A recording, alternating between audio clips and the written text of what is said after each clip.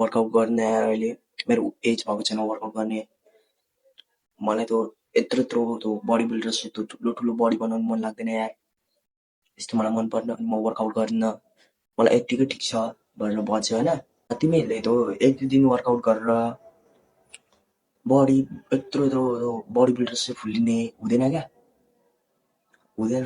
अब मैले नै त्यस्तो हुन्थ्यो भने नै मैले वर्कआउट गरेको कति 1 वर्ष भइसक्यो, 1 वर्ष 2 महिना हुन आँटिसक्यो होइन मैले वर्कआउट गरेको होइन। अनि अब त्यस्तो हुँदाखेरि पनि मेरो बडी मलाई अहिलेसम्म ठिक लागेको छैन। मेरो बडी भएको छैन, जतिको त्यति नै लाग्दैछ होइन। मतलब धेरै प्रोग्रेस भएको छैन जस्तो लाग्दैछ। तिमीहरू भन्छौ कि म अब बडी बढाएँ भने मैले वर्कआउट गरेँ भने 1-2 महिना 1-2 दिनमै म बडी फुलाउन सक्छु भनेर सोच्यौ होला तिमीहरू। त्यसो हुँदैन।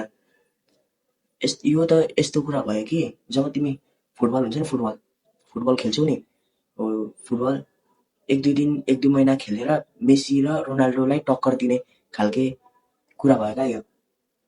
त्यो त भएन नि। तिमीहरू भन्छौ 6 महिनामा बडी बढाउँछु, राम्रो सपना बुझ्दो रहेछौ। त्यस्तोलाई चाहिँ नि हान्नुपर्ने।